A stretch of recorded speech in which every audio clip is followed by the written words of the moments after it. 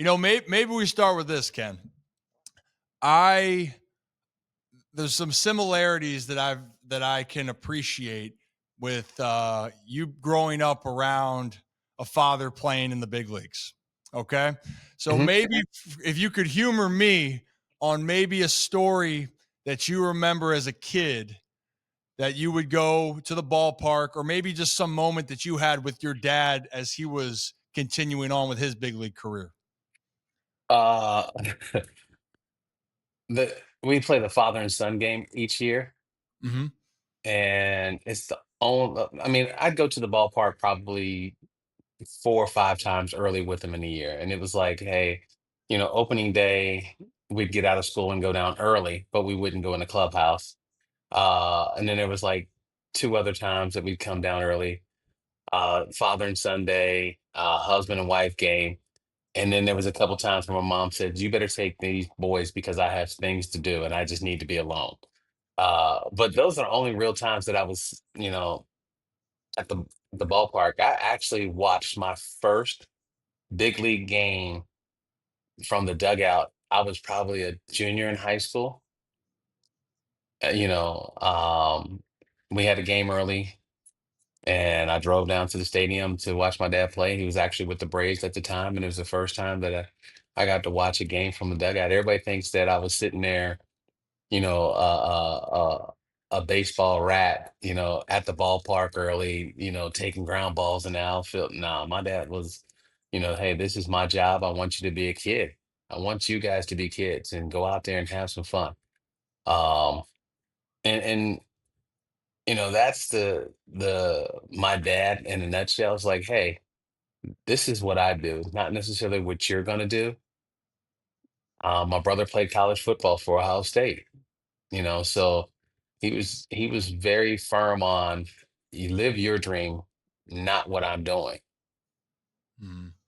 You know, I I can really resonate with that because my family, at least with my dad and growing up, everyone assumed that my dad and the Ripken name, oh, you got to play baseball. Just like for you, you love playing the sport, but it wasn't, hey, you got to play because it's living up to this lineage of the Griffeys or for the Ripkins. Go and be a kid. So what did Ken Griffey Jr. do as a kid? And you're talking about football. I heard you had some offers to go play college football too, but Uh, or yeah, I was you gonna had go. interest. No, no, no. I was definitely could play football. What's funny is I was born a half an hour from Pittsburgh. So, what is Pittsburgh, Pennsylvania? It's a football town pretty much. I mean, baseball has won their share of games, but uh, when it comes to, the people of Pittsburgh, you see a lot of Steelers jerseys compared to a lot of Pirates jerseys. So, Mhm. um, you know, being that I was born there and it was more, hey, it's football. I mean, it's funny because football season and the Griffey household is a lot different than most households. I mean, there's still some violence. I mean, this is the first off season that I will have coming up in 24 years. Because none of my kids are playing sports. They're all grown and on their way of making their path. So it's wild because I'm sitting there going, what am I gonna do now? It's almost like retiring again. You got to figure out what you're gonna do. But it's the first time in 24 years where I'm going, every Saturday was booked up, and for football season. Then basketball season comes around when my daughter played basketball. It was, hey, what games we're gonna go to. Now it's like, ooh, yeah, like, August through, March off. I don't know what to do now. Got a lot of time on your hands. Now I got to know, and I hope the answer is not what I think it would be. Does that make you a Steelers fan, or are we good to wipe that? Nah, I root for him. Oh, Uh, hold on. I just root for him okay. only because I got a couple friends who played for the team. Actually, Trey was there for a couple years. Was um spent a year on the reserve squad. Mhm. So I had to root for him. But no, my team is the team that I root for because is the Cowboys. Now, before you say anything and roll your eyes, I can see it. My uncle, you always have that one cool uncle. He actually went to high school with Tony Dorsett, and as a kid, he was like, "Hey, watch this guy play." I went to school with him, and Mhm. when he was at Pitt, I watched him at Pitt. When he went to the Cowboys, I just, because you had that one cool uncle that says, "Hey, watch this guy," and that's what happened. I ended up being a Cowboys fan. Now, I'm not one of those Cowboy fans that get mad and throw things, and it ruins my day. Uh, and the crazy thing is, I've gone to more Steeler games, more Ravens games than Cowboys games. I've only been to 4 Cowboys games my entire life. Wow. Well, so I know there's always the backstory, and that makes sense to me. Look, I always tell people when things go or why people have a connection or why you root for a team. Yeah, it's a family connection, or there was an impression when you were younger where you go, man, I love I love that player. I loved something about that team. So hey, I'm good with the Cowboys. I still got a lot of respect for the Steelers, but we're from Baltimore here, Ken. Yeah, So I know. it's Well, I will say Trey's a Ravens fan. well, perfect. Do you guys want to come to Baltimore for some games? I think we can find a way. Just Yeah, saying. yeah, You let me I might know. be able to squeeze in there. It was funny is, you know, living in Florida, Miami, you got Ray Lewis, Ed Reed, Willis McGahee, where they all play, Baltimore, and that's who he grew up watching. So, uh, so our house is very divided. Um, Melissa, my wife's a a Seahawks fan Okay. because she raised in Seattle. Yeah. Uh, my daughter Taryn is a Carolina Panther fan, and it's not because of Cam Newton. Her favorite player is Steve Smith Sr. So Um, and it's wild. And my little guy is a Michael Vick fan. So it didn't matter where he went. At the time he started playing quarterback. We didn't cut his hair for like 7 years, so he had braids. So it was left-handed quarterback. He's left-handed. They both played quarterback, wore number 7. So he became a Michael Vick fan. see, it's funny. We just this all reminds me a lot of with my upbringing of looking at players that you liked and who you followed. And for you just mentioned about Tony Dorsett for yourself, talking about who your kids like to follow. I similarly, the era that I grew up in, for at least like baseball or football. For baseball wise, like everyone goes, "Oh, your dad was your favorite player." I go, I mean, he was because I he was my dad, and that was my favorite. But I'm like, I don't know. There's a guy out in Seattle at the time that wore 24, and I hoped that I could swing like him, just like everyone else could. At the time then there was A-Rod was still playing during that time. Mike Mussina was on the Orioles. That was my era of growing up and watching people around. Derek Jeter, even a Yankee. Yeah. DJ, I loved watching what he did. Maybe not the results against the Orioles, but I loved that whole part of it. For you growing up then, besides your dad, was there a player, a baseball player, that you maybe admired and respected? Ricky Henderson. Ricky was, like my big brother. Yeah.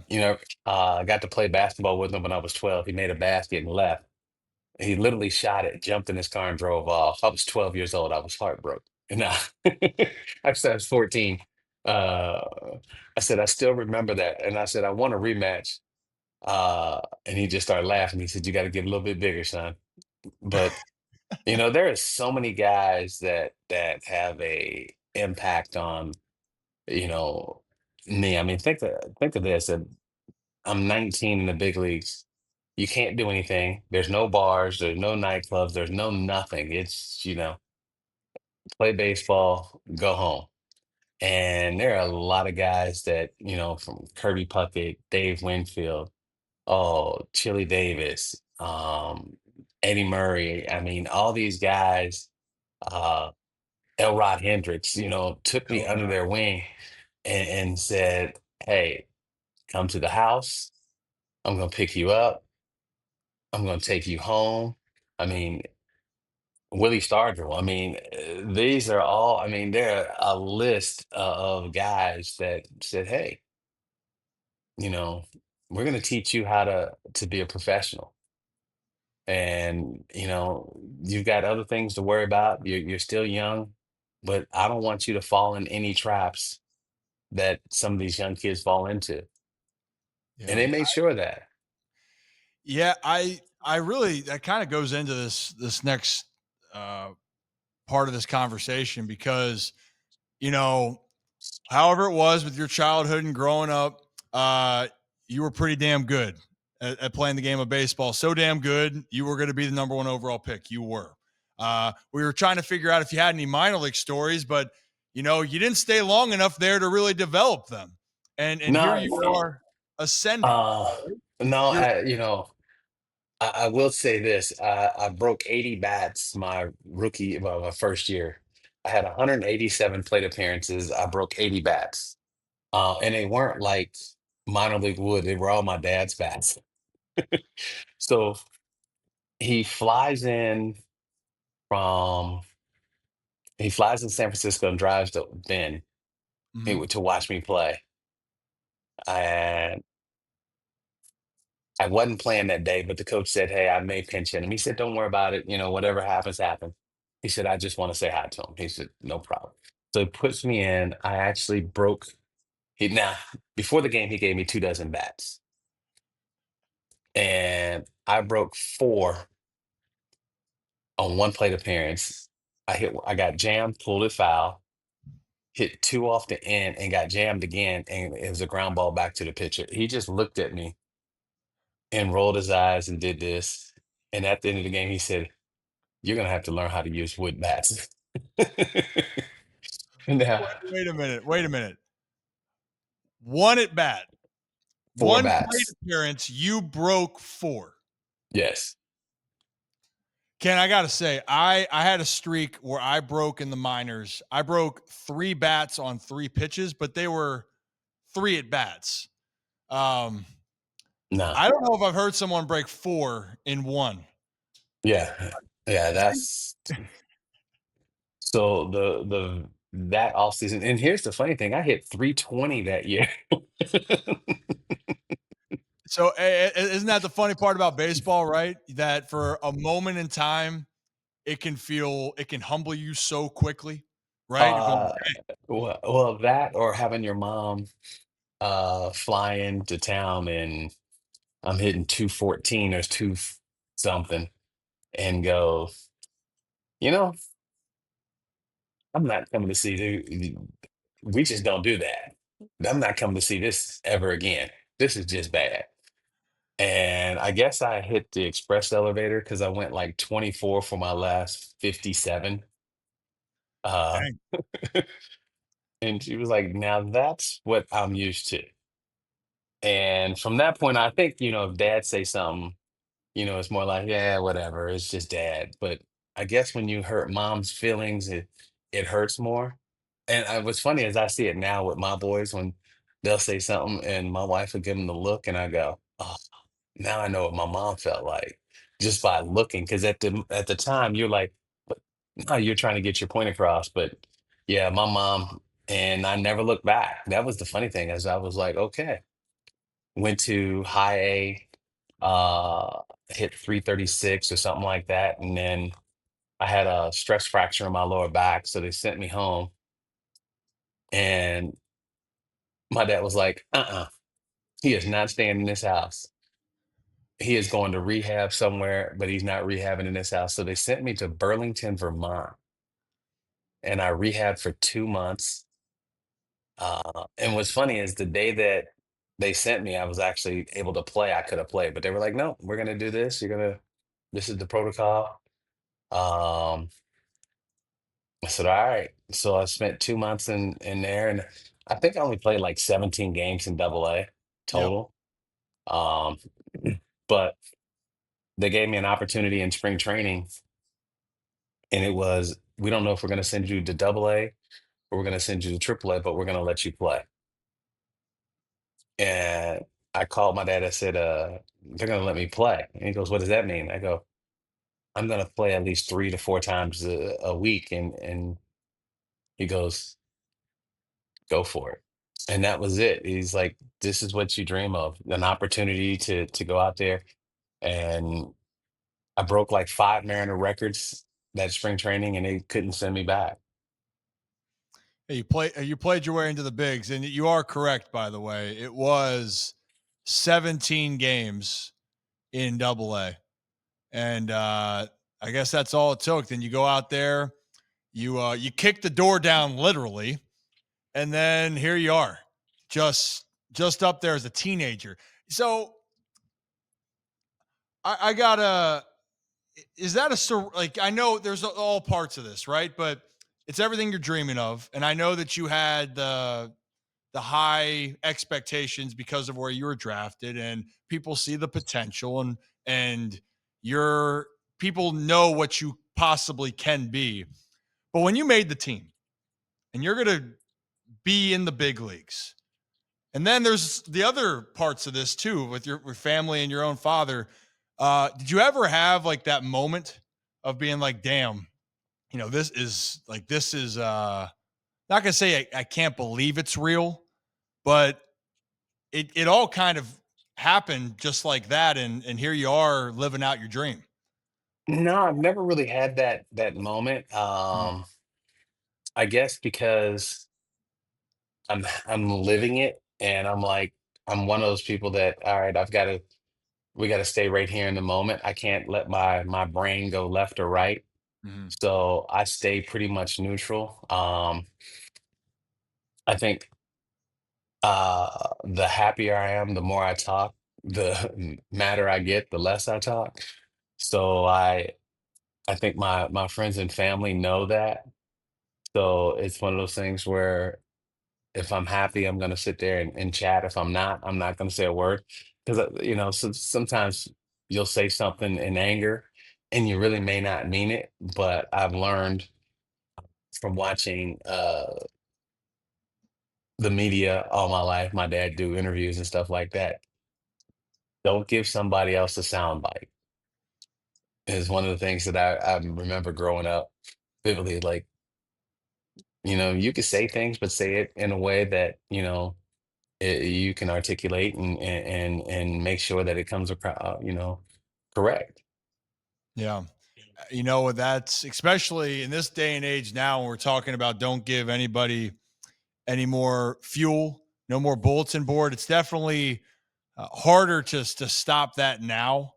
But in general, back then, yeah, just go about your business, do your work, and let your play on the field take care of itself. But you're talking about, you said you're when you talk and you interact and you smile, you're having a good time. That's how like people like the nickname for you came about is that you had that kid personality, like that people could gravitate, that you looked like you were enjoying yourself all the time. Now, we just talked about, you maybe weren't enjoying yourself when you're striking out or you're breaking four bats. Um, but but is that just kind of, so it seemed like that was instilled from you early on, go about your business, but try to enjoy it. And I think you were one of the first images that I remembered. But even to today's day and age, right? It's 2025, and people still look back to your smile, your demeanor on the baseball field. Um, does that ever, all these years later, do you think that that's still how people would remember you let alone, we haven't even talked about how you did okay when you played actually, but your Yeah, actual persona as a person. no, I think, personality for me is, you know, why would I want to go do something for basically 200 days a year and not enjoy it? I mean, and that's not including, the off-season workouts and things like that.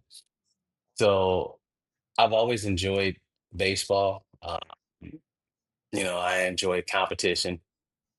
Um, I enjoy still beating my kids in certain events. If we ask for a certain things, I promptly say that something hurts, so I don't have to compete in that category. Because now they too big and too strong. So I sit there and go, I'm gonna sit this one out. But we still, I mean, it's funny because we still, I mean, there'll be three generations of Griffey's golfing. Two generations will be eating and drinking. Uh, and the middle generation is playing golf, while the older one and the younger ones are having a good time out on the golf course. Golfing's is a pretty intense sport in the Griffey household, is what you're saying. No, we hunt, fish. I mean, we do everything. We try to do everything as a family. I mean, we still, you know, and they've moved away, so it's a little tougher. Mhm. Um, we laid down some rules that they have to abide by. That they will be visiting, um, on certain holidays. Not every year, but hey, we want certain holidays. We would be willing to, when you guys get married and have kids, we'll be willing to have you guys come visit, or we'll come visit, so we can dirty up your house like you did us as a kid. But no, we try to stay close. I mean, uh, I try to stay fair as possible for the kids growing up. Just like your dad, hey, nothing is fair, but what's going to be inside this house? That's the only thing that's going to be fair. Now, you may not like it, but it's going to be fair. And that's how, my dad taught us, and that's how I teach my kids. And I know Cal probably did that to you. Yeah, he also wouldn't let me win anything growing up, and nor would I want him to, by the way. No, no. Like, he would pummel me as, like, an 8-year-old kid. Like, we play basketball Yeah. or something, he would beat the crap out of me. I people that have, been following me for a little bit have heard the story. I broke my dad's nose. He's broken it 7 times. I was the last one that broke it playing basketball. Now, I was a little bit older when it happened. He caught an elbow right as I was spinning back, and that halted the game. But we actually ended up doing a shooting competition, I think, after that. So the play kind of went on, but yeah, I mean, I think it's a well put description. Um, Life isn't going to be fair. Things aren't going to Yeah. go your way. Um, Mm-mm. and not that, and then most people aren't going to feel sorry for yourself, but in these parameters, I'm going to help you understand what's fair and what's not and try to push you in the right direction. And Ken, I mean, you're obviously really family oriented, always have been, from what I even heard, just briefly talking with you now. You know, family to you, it means everything, right? Is that a fair Yeah. assessment? Family's Hmm. everything for you. And I'm sure then as we talk about this, like and I was trying to look this up with Brad. I mean, you playing with your dad still to me is one of the coolest things that I could have ever imagined. Of all the baseball highlights that you had in your career, where does that kind of rank in that experience? It's definitely top three. I would say being able to put on a big league uniform for the first time would probably be number one. Mhm. Uh, Playing with your dad too, and probably, throughout my career, I've had quite a few other ones, memorable moments. But I got to say a couple things to my dad that you've probably heard growing up. I told him one day, for 17 years, you protected me. Now I get to protect you because he batted second, I batted third. And my overall favorite is when he got to Seattle, he actually lived with me. And I said, "Well, you live in my house, you live by my rules." How'd he take that answer? He actually moved out a week later. Yeah. But my mom thought it was great. I mean, it was just like, it was finally one of those moments where I was like, yes, I got to say something that he's always said to me. Dang. That that is actually one of my favorite stories I have ever heard, is that you get to flip the script and in the setting of it, and Yeah. a week later. See, like, and you Yeah. can't even make that up, by the way. N- And I No, saw it you was kind of funny. yeah, go ahead. It was kind of funny because, I said, look, man, I got something to say and you may not like it, but while you live at my house, you got to live by my rules. And my mom was on the couch and she just fell out laughing. And he had that look like, I'm your dad. And I was like, man, hey. But Okay. him moving out, I felt bad, but I really did because I was like, I really enjoyed like the free lunches, the free dinners, unless my mom showed up. Then, the rides to the ballpark. The rides to the ballpark were pretty cool. Because it was one of those things where, we got to talk as, father and son. Yeah. And then when he got to the ballpark, it was now teammates. And he made sure that that was the one thing that he said, when he got over there, he actually called me and said, "Hey, I got an opportunity. And I want you to decide. I can either retire or the Mariners called and said, come finish out the year with us." And he said, "But I'm gonna let you decide because it is your team." And I said, "Come on." And he said, "Okay." And that was one of the things that, I'll never forget. He was like, "This is your team. And, if you want me to play, I will. If not, I'll go ahead and retire." And what people don't know, and I try to explain to other people, is, they complain about, LeBron should do this, Bronny should do this, Bronny should do that. I learned so much more by being able to sit on the bench and listen to my dad explain things as I'm going on. I mean, because if you look at it, I hit 22 home runs that year, 22 the following year, then I hit 27, and then I hit 45. But each year, my batting average went up, from I think I hit 264, 300, 327.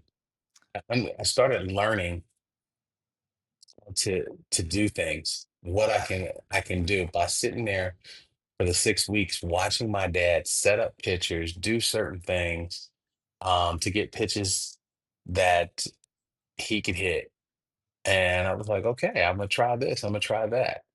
But you know, people think that you gotta play all the time to really understand the game. You're not gonna get better. Now, I'm not saying not play, but Mhm. being in a conversation where you may be able to see something where on the field you wouldn't have seen it, it can go a long way.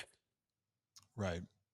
You know, the car rides you at least at first expressed, I didn't get to know my grandfather very long. He was 99. I was just turning 6 when he passed away. But my dad told the stories of junior and senior riding together, the father son moments, going to the field, and then him being able to learn and watch what was being coached, but then listen to what others would talk about. And even going way back to being younger, I remember that's what my dad was saying in the minor leagues is, hey, be a sponge. Take this opportunity if you are exposed to it to listen, and you'll find out that you can take some of these pieces, and if you do it right, you can build off your game.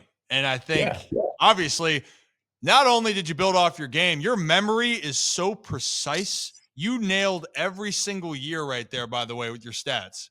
You know that, right? You were right on line. 300, 327. Is that just in the memory bank for you? It just pops back just like that? No, there's certain things like numbers and distance. Being an outfielder, I go, okay, that's 20 steps to the wall and things like that. So I mean, certain like numbers are ingrained. Like I said, like it's funny because people don't realize how ingrained 24 is in my life. They're like, oh, you did this, you did that. Well, I just, earlier I talked about just the first time in 24 years that I have a off season. My apartment when I got to Seattle was like 24, 101. My house number in Seattle was like 24,606. Uh, so it's weird. And even, you know, there'll be times where like my license plate will come back without, but I have a 24 in it. Okay. Okay. Is this coincidence It just, or nah, like I just, did get a license. you No, add there was 24? no. There's a basic license plate. There's these Z24. Huh. I've heard some superstitions about people with their numbers. Yours seems the complete opposite. It seems like the number's just attracted to you. Well, yeah. Well, if you look at it, uh, basically, you know, 89 to 2010, 87 to 2010 is how many years? 24. So that's how long I was a pro. I retired on the same day that I signed my contract. Ken, I always just think life, or maybe it's baseball, when you explain things like that, you just sit there. I don't even know how to fully explain that, but you just walking that through 24 this, 24 that. Huh. Maybe it was just destiny the entire time. Maybe Yeah, this was maybe. supposed to be Yeah. for you. Um, you said something about 20 though. You said 20 feet. So you're saying about where you line up to the center field wall? Is that what you were referring to? No, 20 steps. Oh, 20. Being able to measure how many steps it's going to take me to get to certain parts of the wall. So you kept that in mind. That Oh was that was yeah. your okay, because this is one thing. We're talking about you've had a lot of great moments and plays. You were like Spiderman for half of the plays, it felt like. And I think my dad talked about a story. And I think he said the Orioles were playing you guys. Yeah, Was that Kevin one? Bass hit a home run. Is, Hit a ball and I broke my wrist. so is that considered 20 steps or was that 21 No, that to go was route? a plate and 9 screws in the wrist. I literally had surgery the next morning. Oh, did mm, uh so you immediately felt that, I'm assuming, when you made that catch. Yeah. I mean, I knew that I did something. I was hoping that I just dislocated it and, you know, Yeah. but when I saw the x-ray, it was pretty intense. Um, then I spent 73 days, at home and then played the rest of the season. So in that year, correct me if I'm wrong, or that year that this happened, what year was that? 95. Yeah, I was gonna say 95. That was during that run where we're talking about with you jumping up. You slouched that year. You only had 17 jacks in 72 games, Ken. You know, that 40 streak had to come to an end, even though you got right back on the horse. I think the next year you hit, yeah, you only had 49 next year, you know, so maybe we'll figure it out. But 95 was the playoffs and Seattle, which I know the Mariners have been looking for that breakthrough, right? And as a baseball fan, I know that'd be extremely cool. But the 95 game five, and actually, I've watched that play now 4 or 5 times. If Edgar would just hit the ball out the ballpark, I wouldn't have to run.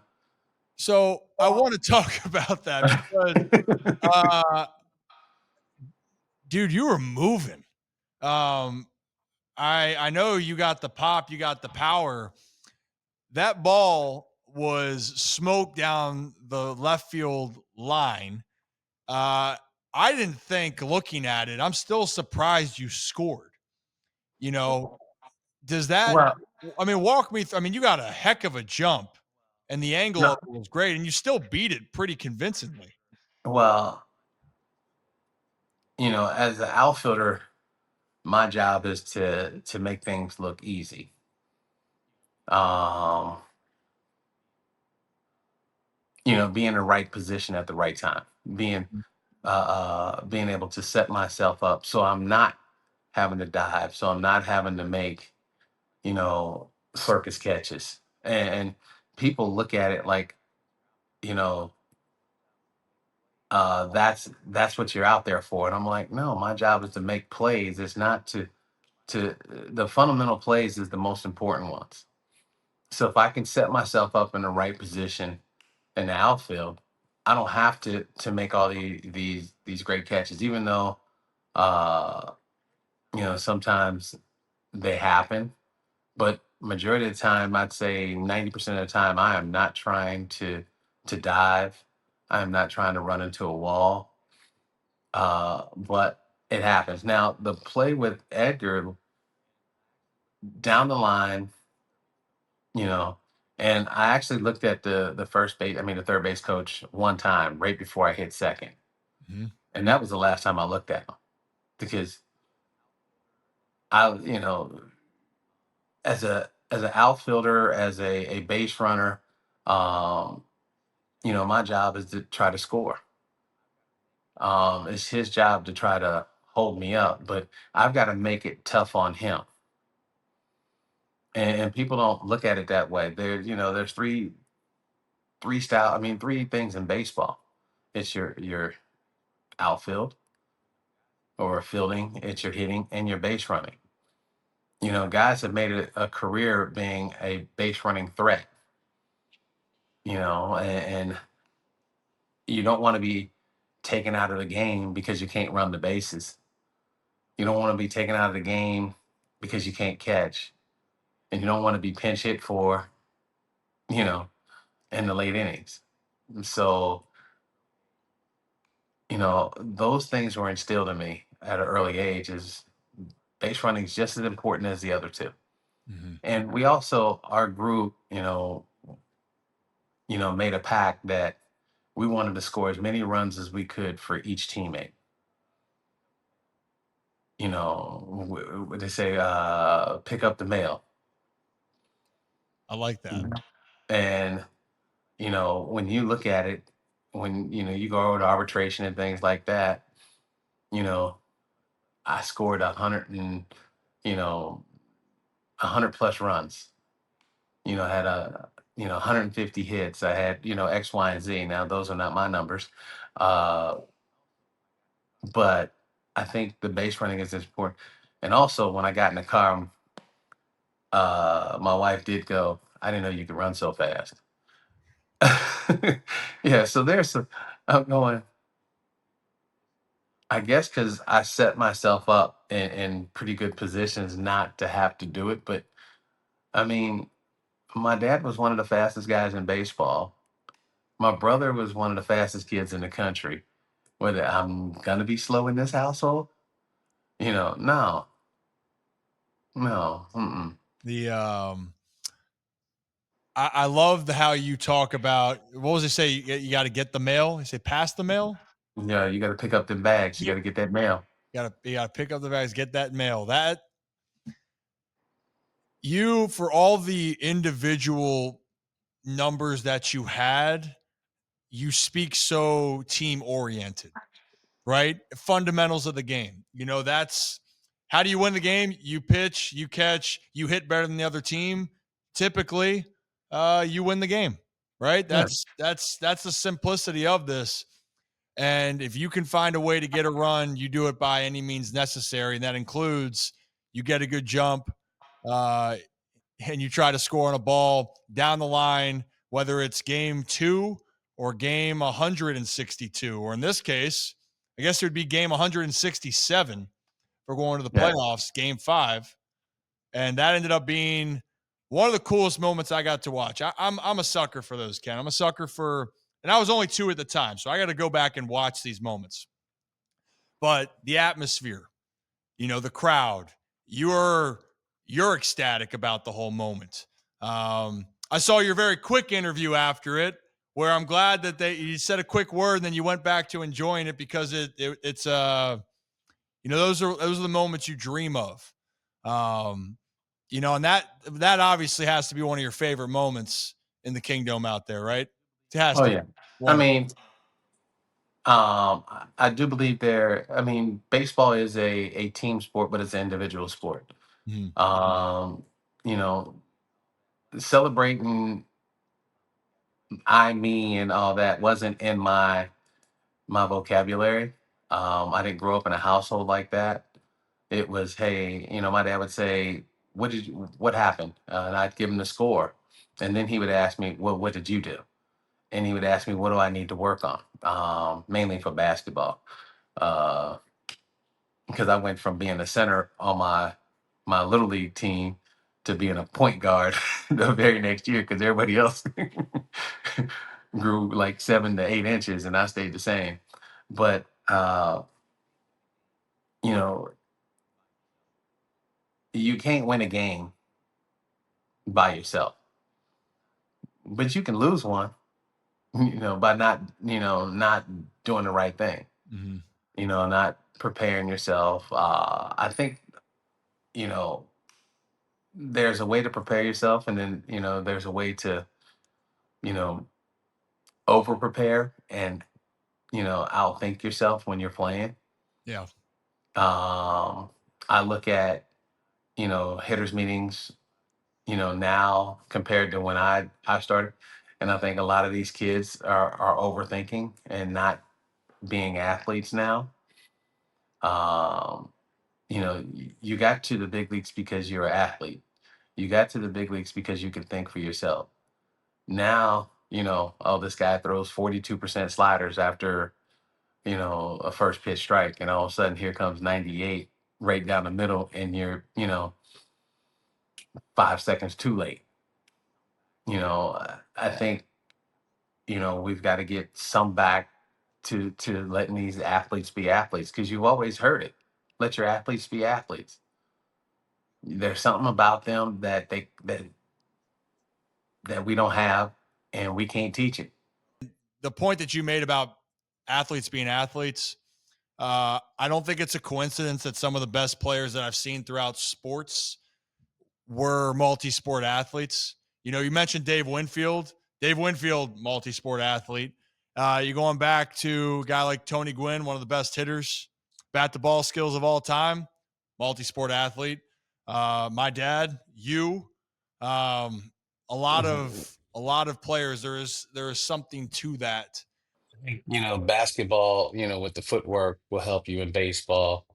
The football being the toughness of it can help you in basketball and Mhm. baseball.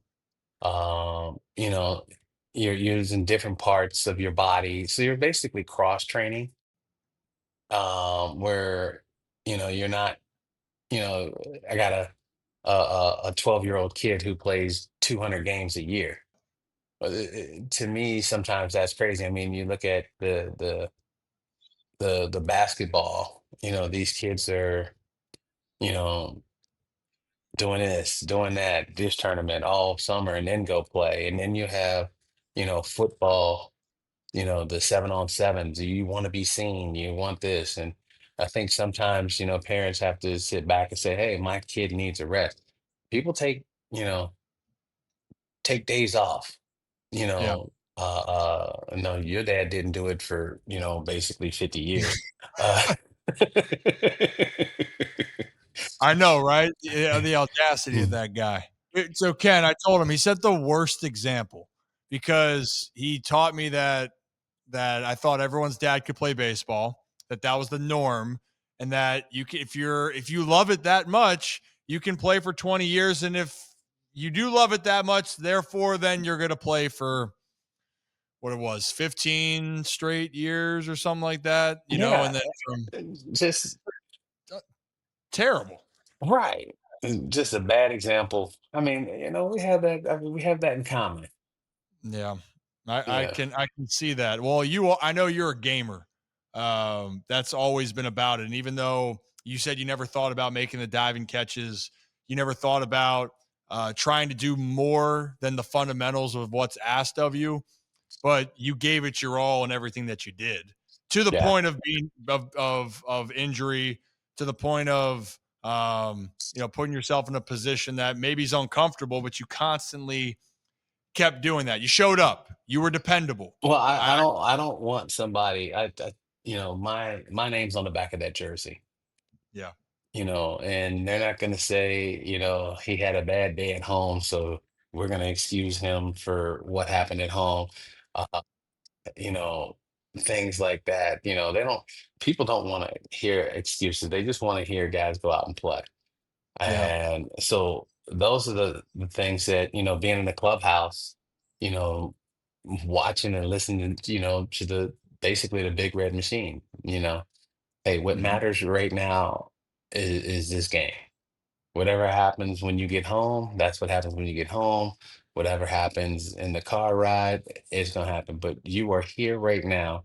Let's go get this game.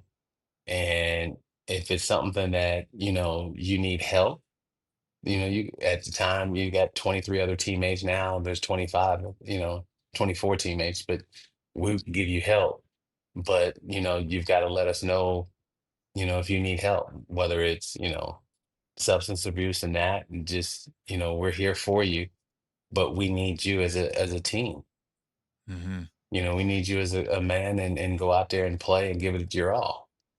And I think sometimes, people are not getting in people's faces, you know, is too buddy buddy uh on the field. And I'm not saying that, hitting somebody and things like that, but hey, it's yes, it's a kid sport, but grown men are playing it. And you should Oh, yeah. act like a grown man sometimes. Yeah, I was gonna say, that the Mariners years, because I want to move, we're going for a while, but I want to get a couple things down the road. But the one thing I wanted to close with before some memories, the chapter of with Seattle. You had uh, some great teams, some tremendously talented players. I'm assuming then when you look at greatness, there's a lot of accountability that goes around that. I mean, at a time you had yourself, you had Jay, you had Edgar, Edgar, you had Jay. and Randy, and Mhm. I mean, stacked team, by the way. I mean, holy hell. But I'm assuming there was moments of nothing was always smooth sailing. There was moments of, like you just alluded to, of, hey, something's not being held to a standard. Someone's going to speak up on it. Is that a fair Yeah. assessment? hmm those things happen. Everybody tries to keep them in the clubhouse. Every now and then they'll spill out. But yeah, we've had a couple of those slight rifts in the in the locker room. But the next day, you come in and you're a man, I'm a man. Let's shake hands and keep it moving. I mean, we may not have to go to dinner, but we got a job to do. And I think Yeah. that's the key is, hey, not everybody's going to agree on everything that somebody says, but we can agree for the next 3 hours, we can give it our all. Yeah. Yeah, I think that's the beauty of the sport. It's you got to just make it work. And I tell people all the time, yeah, you don't have to be best buddies, but you got to find a way together to go out there and have success because that's why you're all here. You do that well, everyone's gonna reap the benefits of it. If you got to be a helping hand sometimes, I mean, heck, I mean, I know it's that story where you literally gave Alex your bat because Davy Johnson, there's always the Orioles doing something to you, Hold on. Ken. Yeah, but nobody knows that was my bat that he had in the first place. So, so okay, so he had your bat, and then Yes. and then Davy went, And no, no, no, check. that's not good, and then Yeah. you Gave him got gave him my other bat. so two Ken Griffey Jr. bats, Yeah. one. That's fantastic. Yeah, the story is Davey goes out there. Sorry, Davey, doesn't look good on you. Makes a scene of it. You just throw your bat, and then A Rod goes deep. Yeah. But it was my bat in the first place. See, there's something with you and the Orioles, Ken, or maybe it's just with whatever. Something magical seems to happen. Another moment you have with Baltimore, by the way, it's not with the Orioles, but with Camden Yards. You're still the only dude that's hit the warehouse here. Yeah, I think if Judge was left-handed, he'd do it. Well, be that as it may, nobody, nobody has touched it yet. Um, I that was 93, right? Yeah. 93 as the year I was born a couple weeks later, actually. Um, People still talk about that, and I know it that still to me is one of the most freakish things I've seen. Because I walk back there, and then I keep It's a thinking, long like, way. I mean, did you know you got it when you hit it? No, I didn't. I knew that it was going out. I knew it was going to go out the stadium. Uh, you know, you hit a few, you pretty much know, but I didn't know I clipped it like that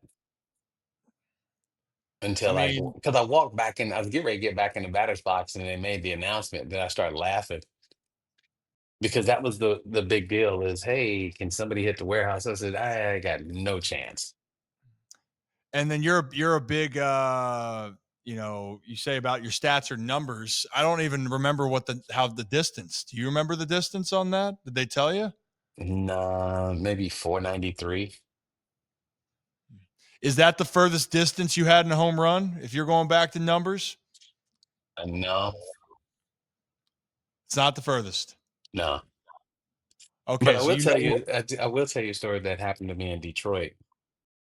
Absolutely stepped on the ball and at old Tiger Stadium, and it was in the second deck. But they measured, you know, and they put up there 470, and then Rob Deere comes up and hits one 477 in the same spot that I hit mine. He hit Oppo. I was like, oh, I got to do something about this because that. But yeah, it was like 477. I just looked at him like, that's when you feel small when somebody goes go further than you're pulling a ball. yeah, it can't feel great. No. So 493. So then do you have a furthest home run number wise? There's one ball hit in Anaheim that is probably the best ball I've hit. Do you remember who it was off? No. You just remember that the ball went probably 500 feet, something like Yeah. that. See, It I was mean, right when they were remodeling the stadium, mhm, and I hit it man. above the green tarp. I mean, can you just humor me? How great of a feeling it is when you just absolutely you just smacked it. I know how it feels, but I don't know how it feels to hit the ball 480 and off the bat like this ball is well You gone. know, I mean, you did well, you that. just don't feel it. I mean, it's one of those things where it comes off the bat, and you're like, uh-oh. And like the sound it makes, you don't hear that. You just know, when you break it. you can hear that, but when you hit a good one, you don't really hear it. It's it's funny because I can block out pretty much anything at the plate. Yeah. Um, every now and then a loud noise may get there, but if I can hear my kids call or my mom whistle. So if my Uh, mom, there'd be 55,000 people. If my mom whistles, I will turn around. you know. Yeah, because I've heard that whistle so many times in good and bad situations. Oh, I'm sure. Mhm. I'm sure that if that's the go-to, that sticks with you. Like you can almost it runs down your spine then right there, right? You I can mean, she's giving me hitting tips while I was on the on deck circle at a big league ballpark. well, it sounds like she was the catalyst for you down in the minor leagues. So maybe mama knows Yeah. best, Well, you know? she whistled at me and then she went, and I went, okay, I got it. Which meant keep your head down. And that it seemed like it worked out pretty well. Well, I hit a home run at a plate appearance, but we didn't go from there. I gotta tell you, Mama Griffey, I'm telling you, She had it she working. got you right. Yeah. She got you right. That Well, is and I found out once, we had kids, how much money my mom and dad really do have. And people don't know. I mean, all I heard was no growing up, and all my kids get to hear is yes. I was sitting there going, hold on. My daughter, hey, grandpa, can you take me here? And I'm like, oh, he's gonna say no. Oh, yeah, when you want to go? And I'm just looking at him going, what? Grandpa, can I get this? Grandma, can I get that? And I'm like, really? it's tougher love for the son, right? The grandkids, that's what I heard. It's a different game Yeah. when it So comes to it. I'm like, this is ridiculous. I'm like, no, I can't have those, those new Jordans. No, I can't have this. No. Yeah. And then all of a sudden, Grandpa, can I? I'm like, man, I told him all the time growing up. I said, when I had kids, I said, that ain't the same man that raised me. Well, hey, he did for all of that. I think he did a tremendous job No, of. he did a alright job. He did alright, Yeah, he but did all right job. I yeah, mean, you he was can't give like, him all the credit, because then, I'd have to buy him a convertible so because you couldn't get his head in the car. yeah. Hey, good. I get it. Don't talk up your parents, right? Like I don't. Even though I might have to ask, we might have to talk up Calvin Edwin here in just a minute as we get close to wrapping up. Mhm. Just a nice thing because he has an accomplishment coming up that he did something that was cool. Again, the audacity of a man that said, "I'm going to play every day."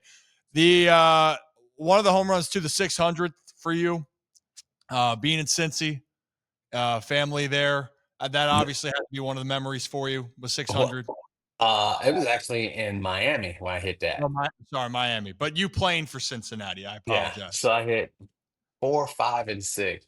Uh, it's funny because I hit 100 at home, 200 in Boston, 300 in Cleveland, 400 in Colorado, 500 in St. Louis, and 600 in Miami. And they would always say, "Oh my, well, why do you hit more home runs, like your memorable home runs on the road?" So, because usually it's during school and the kids, I mean, the kids are out of school or something, and which happens, I wait for them to show up to do something, but certain things happen for a reason. They certainly do. It's I still marvel at the memory of each one that you have. I mean, you're going to remember the milestones, right? But the exact moments, the time, um, and that was like I said, you were right in the age where baseball was starting to make sense to me, and so it was really cool to watch. Like, so you were the guy that I was following with that. Actually, you and A Rod at the time obviously went two different places, but those are the two guys that I had spent watching so much of baseball, and to see you reach that moment, um, for me, it was really cool. And I joked with my dad. I go, "Hey, Dad, how come you couldn't hit 600 home runs?" He gave me that kind of look of, it's not because I wasn't trying. Um, and I said, "Well, how come Ken could do it?" And he goes, "Was because Ken is really good." And actually, to this day, Ken, my dad still, we talk about it. You know, he goes, "You were the most talented guy he'd seen play," and I would, I'll be biased too. That's how I felt watching as a kid. I appreciate that. But to finish it up, then right here, there's some fun stuff because now I want to know. I heard a couple things about you. Okay. I heard when a certain individual, could have been Calvin, of saying, "Oh, you like to cook? I'm a chef." I think I've heard a phrase there. Do you like to cook, Ken? I've been known to dabble in. I'm a grill guy. Okay, so are you a better griller or are you a better photographer? About the same. Okay. So you're that good because I've been seeing it. You've been going around. You just were at the Masters Yeah. recently. But I've been taking photos since '09. And How long you been grilling? 2012. Okay, But so here's the thing is, you know, I grill probably 20 20 times a month. 20 a month? Yeah, it got to the point where, Father's Day, certain things that I was like, that's the only time I'd operate my grill. And then it got to the point where I finally got a grill. Now I'm like, okay. And Melissa's asking me what's for dinner sometimes. So what's a Griffey specialty then? Well, last night we had garlic sugar snap peas, and I made chicken for her. I had a ribeye, um, threw a little garlic bread on there, and we had a which she made. Uh,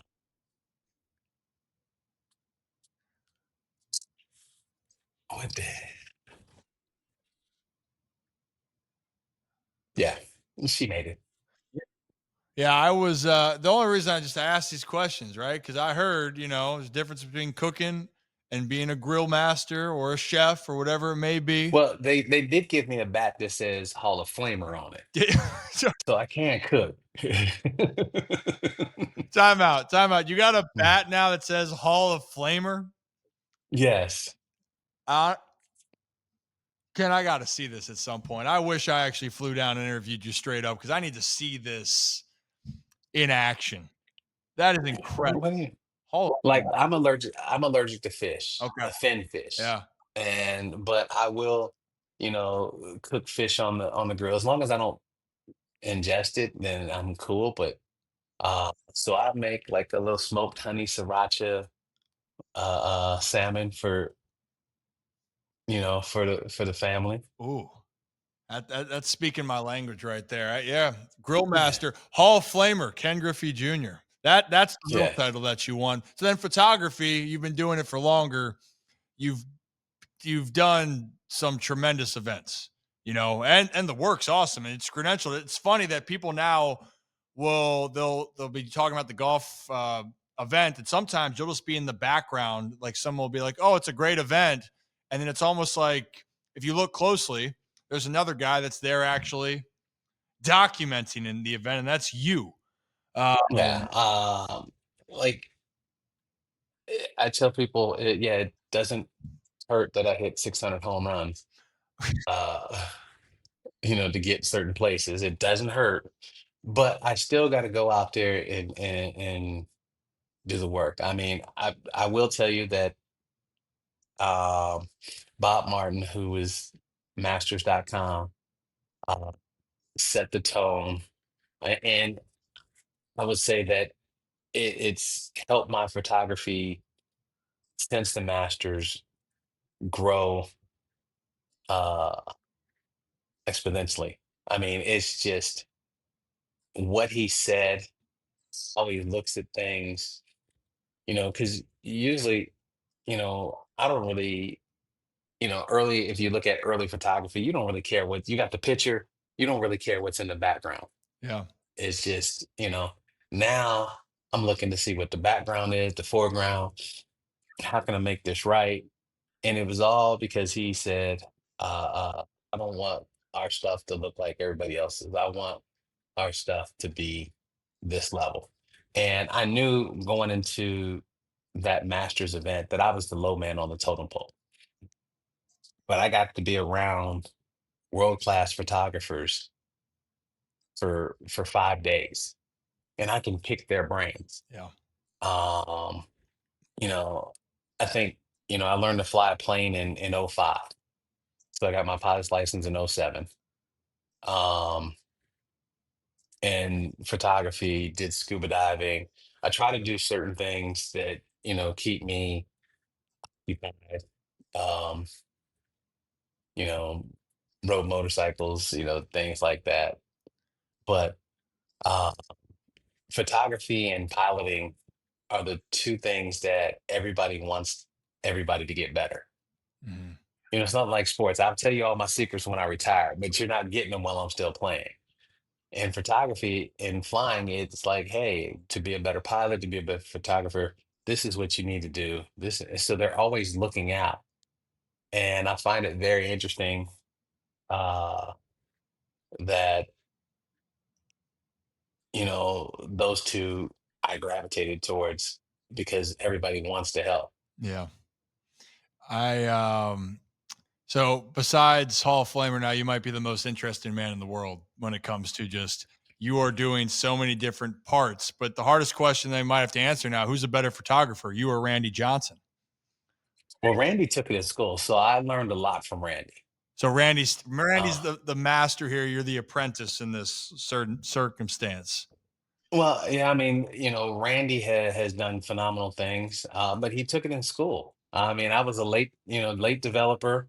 I still call Randy and ask him certain things, just like I'll call my photographer, Scott and Phil. I make sure that I get the info. I got some new friends. What's funny is I still call Matt and Jason who work for the Cubs in Kansas City. We went on an Africa trip 2 years ago. I took 24,000 pictures in 10 days. Wow. What was your favorite one you captured, or some of the favorites? I got a lion with two cubs, and one of the cubs is just hanging on his head. He's got his paw on his head. And one you can barely see him poking that head out of the grass. Wow. I went on a safari when I was 16 with my family, and that was the beauty of the moment there of nature, and also that these animals be careful, but it was one of those things I want to go back because I want to be able to actually envision that. So I love the fact that you're diversified with what you're doing and you're always trying to get better. You're always trying to do different things. Photography, I mean, Ken, to wrap it all up, it seems like you've almost accomplished everything that you've wanted, and you continue to do things that you have aspirations. You hit a ton of home runs, one of the best players that the game's ever seen. Some would say that you were the most talented player that they had ever seen play the game, and I would agree. Um, you were the swingman logo is iconic. You had a video game named after you throughout the time periods, right? There's almost everything. Um, you know, I guess when you wrap this all up, did you ever envision that when you look back at the body of work you've already created, and it seems like you still got more aspirations? Do you ever take a moment to kind of sit there and go, "Damn, that this has been a really fun ride"? Yeah. I now when you get to retire and things like that, you be like, I really had a good time. Yeah, Now, some of the days weren't good, but and all would I do it again? Absolutely. Would I run into a wall? Absolutely. Would I dive? Absolutely. Would I take the injuries? Absolutely. And the reason why I would take the injuries because they made me who I am. For me, injuries are part of the game, but I want to go out there and give my all. Because you can respect the name on the front of the jersey, but that back of the Mhm. name you got to believe in. On the back of that jersey, you got to believe in that person. Nobody else can believe in it as much as you, and they can, and nobody else can want it more than you. So when I talk to kids, I go, hey, don't be a what if. Play everything. Do what you can. Learn as much as you can. Play multiple sports, because we had a kid who was a kicker on our football team, Pop Warner team that I coached. That he was a pretty good soccer player, and what our coaches were like, he's not playing because he can only make the Friday practice, the Thursday practice. And I'm like, he's on a national soccer team. If there's a school that wants him, or he wants to go to that school and he can do it on a football scholarship and be a kicker, he has that right. But you can't take that opportunity from a 9-year-old because you feel that he can't play. And all he did was kick for us and play 8 Right. plays. And I'm a firm believer in, as adults, sometimes we think too much about what kids want instead of listening to some Mhm. of the things that they're talking about.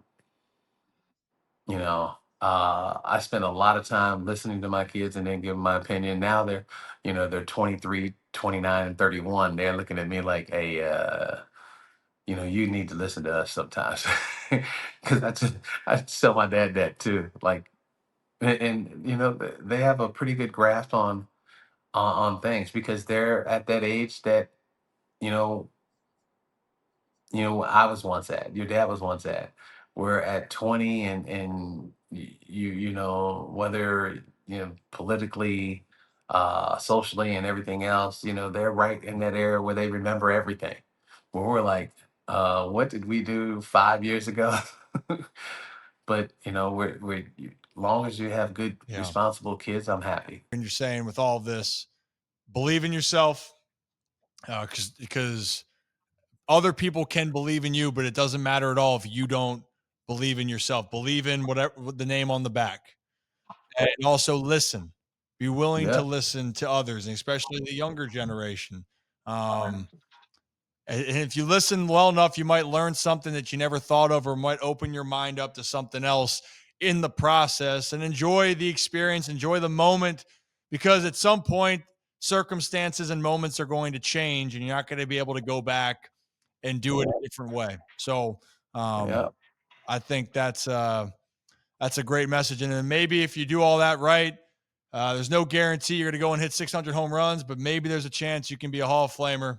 Maybe there's a chance you can go out and try different things. Yeah. Um, but you got to go through the process of life. And Ken, I love the family stories. I love everything you accomplished on the field, but your impacts of what you do off the field are really what's been the most impressive to me. So I appreciate it, Ken. Thank you. Uh, I'm gonna have to one of these Thank you. days. I gotta try the meals. Then I gotta see what it's all about. All right. Okay. Well, I think we're going to come up to Baltimore, because I think I, I I think I'm gonna have to do a little grill with Mm. a couple of the guys. I'm trying to take my show on the road at tailgating. I think tailgating is the Well, I best. think there's a few spots if you want to do that. And you're always welcome up here, and also you could, you're talking about one guy. I can talk a family member that I know specifically. Um, he always wants to get better at his grill master skills. So maybe you can teach him a thing or two. I got you. All right. All right, Ken. All right. Appreciate you, man. Thank you. And Thank you. talk to you soon. All right. Take it easy.